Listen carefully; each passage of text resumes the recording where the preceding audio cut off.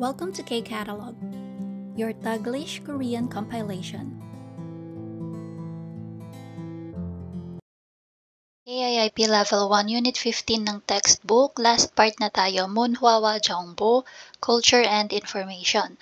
So for our article, ang title niya is Jenan Anjon Ane Munja.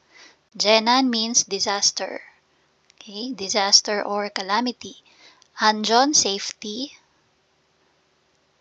Ane, notification. And then yung Munja is message. Okay, so it's like yung title is parang sinasabi niya, Disaster and Safety Notification Messages. So, tingnan natin yung buong article. Basahin ko muna siya. 한국 정부는 재난 시에 모든 국민에게 문자를 보냅니다. 봄에는 미세먼지, 여름에는 폭염과 호우를 미리 알려줍니다. 겨울에는 한파, 폭설, 건조주의보를 알립니다. 여러분도 휴대전화에서 이런 문자 메시지를 받았습니까? 앞으로 날씨와 재난 안전 문자를 잘 확인하세요. Yan. So, first sentence, ang sabi dyan, the Korean government sends messages to its citizen during the times of disaster or calamity. So, ibig sabihin, yung Korean government daw kapag panahon ng disaster or kalamidad ay nagpapadala ng messages sa buong mamamayan niya. So, anong klaseng mga messages yon? Dito siya papasok sa second sentence. So, yung una, sabi niya, dito man tayo sabi, 미리 알려줍니다. So, 미리 in advance. 알려줍니다, ibig sabihin, pinapaalam or nino-notify. So, they notify in advance yung mga tao about what? So, kapag spring daw, during spring, about fine dust. Misemonji, yung fine dust or yung mga pinong alikabok. And then, sa summer naman daw, kapag may forecast ng Pogyom, so pag sabi ng Pogyom, it's heat wave. Okay, Pogyom and, yan, Pogyomgwa Ho. So, heat wave and heavy rainfall. Okay, so sulat ko dito, no? Pag sinabi mong Pogyom, it's heat wave. And then, pag sinabi mong Ho, heavy rainfall. Ayan, yung malakas na pag-ulan or yung mahabaang pag-ulan, no? Tuloy-tuloy. And then, 겨울에는 한파, 폭설, 건조주의보를 알립니다. So, kapag winter naman daw, kapag merong hanpa is cold wave. 폭설 is yung heavy snowfall. So, sulat ko ulit dito. 한파, cold wave. And then, 폭설, heavy snowfall. Pasensya na sa sulat. Yan, nginginig yung kamay. So, anyway, yun nga. Gonjo. So, pag sabi mong gonjo, yung dryness. Okay? Di ba kapag dry season, medyo masakit sa balat yung hangin o kaya minsan naman masakit sa ilong kasi nga sobrang dry nung environment. Yan. Dry. So, dry season, dryness. Ayan. So, 주의보를 알립니다.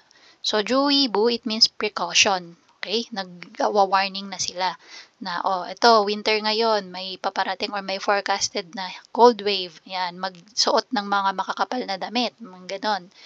Ganun yung mga messages na sinesend nila. Again, 모든 국민에게, sa lahat ng mamamayan. 여러분도 휴대전화에서 이런 문자 메시지를 받았습니까? So, tinatanong dito, if ikaw ay nasa Korea, na-try mo na bang makareceive ng ganitong klaseng messages sa phone mo?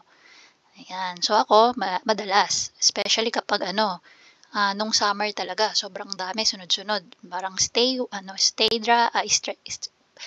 hydrated, bubulol ako. Sobrang init ng araw na to, yan. Minom ng maraming tubig, magsuot ng light clothes, ganyan, wag magpainit sa labas, mga ganon. Tapos, ito na. 앞으로 날씨와 재난 안전 문자를 잘 확인하세요. Sabi niya, so, in the future, 앞으로 or moving forward, 날씨, so 날씨 weather, 재난 disaster, 안전 safety. Yung mga ganitong messages daw ay laging i-check or wag nating tawag ito, huwag nating i-ignore. Okay? So, pag may mga ganyang messages, babasahin. Usually kasi, di ba, minsan nakakatamad magbasa, no?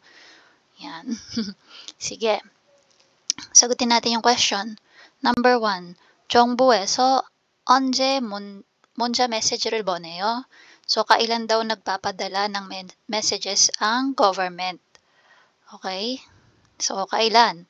Sabi nga dito sa umpisa, 재난 시에. Okay? Sa panahon ng calamity or disaster.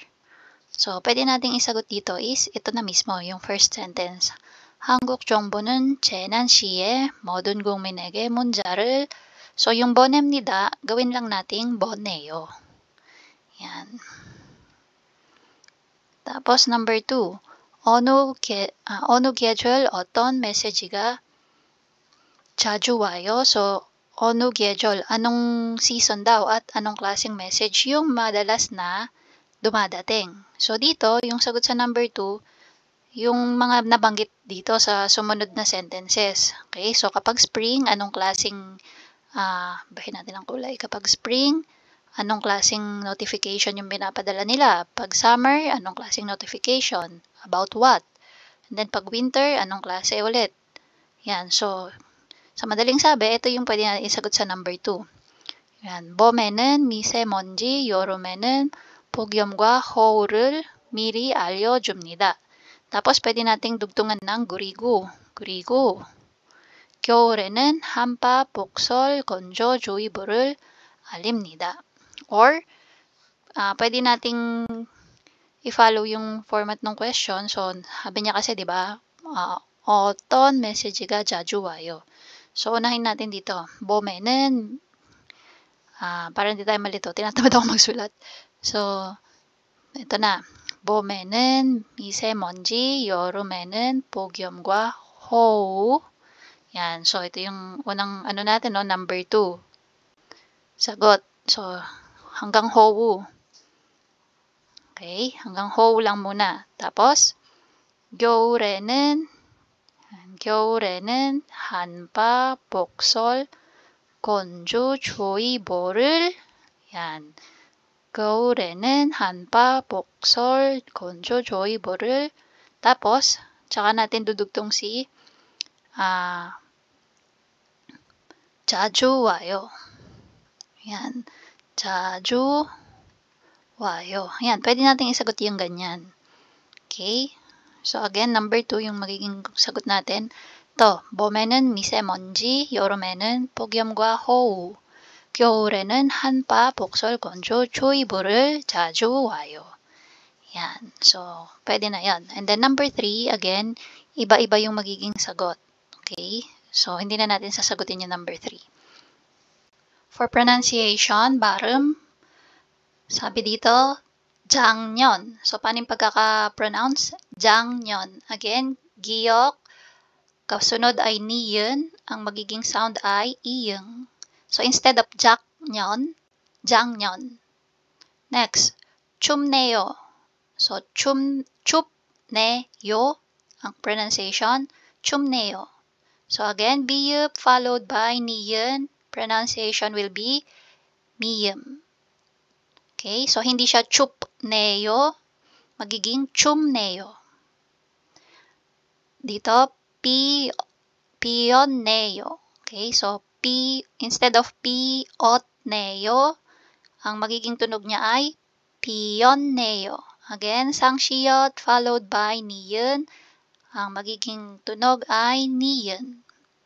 Okay, hindi siya 피었네요, magiging 피었네요. So, apply natin. Sabi ng conversation number 1, 이번 여름 날씨가 어때요? Sagot nila, 작년보다 더워요. So, na-apply yung giyok plus niyon, no? 작년. Number 2, 올해 많이 추워요? 작년, again, 작년. 작년보다 더 춥네요. Okay, na-apply si biyop plus niyon equals miyum. 춥네요. Number 3, 공원에 꽃이 많이 피었네요. Okay, 피었네요. So, yan yung ating pronunciation. Again, tandaan nyo lang itong mga ito. Para pag binanggit nyo yung word, mas tunog native kayo, and mas maintindihan kayo ng mga Koreans. Last part na tayo, 배운 o huihwagin. So, yung mga vocabulary na natutunan natin sa level 1, unit 15. We have 날씨, weather, 계절, season, 봄, spring, 여름, summer, 가을, fall or autumn, 겨울, winter, 따뜻하다, warm, 덥다, hot, 쌀쌀하다, cool, 춥다, cold, 꽃이 많이 피다, flowers bloom, or yung pamumulaklak ng mga bulaklak. Okay? Badak ka. Badak ka is seaside or sa tabing dagat. Danpungi aramdapta. So again, yung danpung is yung foliage or pagbabago ng kulay ng dahon kapag autumn season. 눈썰매를 타다. So ride a sled. 눈썰매, sled, yung sinasakyan ni Santa. Okay?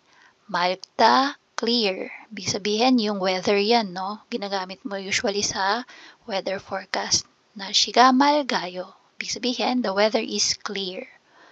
Okay? Maaliwalas ang panahon. 흐리다. Again, 흐리다 is hazy. Ibig sabihin, malabo. Okay? May namumuong kung ano man sa kalangitan. Pwedeng alikabok, pwedeng maninipis na ulap. So again, hazy, malabo. 비가 오다, rainy. 눈이 오다, snowy. 구름이 끼다, cloudy. 안개가 끼다, foggy. Okay, mahamog. 바람이 불다, windy. mahangin. 전동 or 번개가 치다. So again, pwedeng 천둥이 치다 or 번개가 치다. So ano ulit ibig sabihin yan? Pagkulog at pagkidlat. So 천둥, kulog, 번개, kidlat. 인구, population. 사계절, 4 seasons. 매우, same to with 아주. Okay, meaning very. Okay, very, sobra. Sobrang init. Okay, 매우 더워요. Okay, or pwede ding 아주 더워요. Masyadong mainit. Yan. So, masyado or sobra. Ski를 타다, yung pagsakay ng ski. Okay, during winter season. So, ayan yung ating mga vocabulary. And that's it. If you find this video helpful, please hit the like, share, and subscribe button. So I still hope to see you in the upcoming videos, and again, thanks for watching.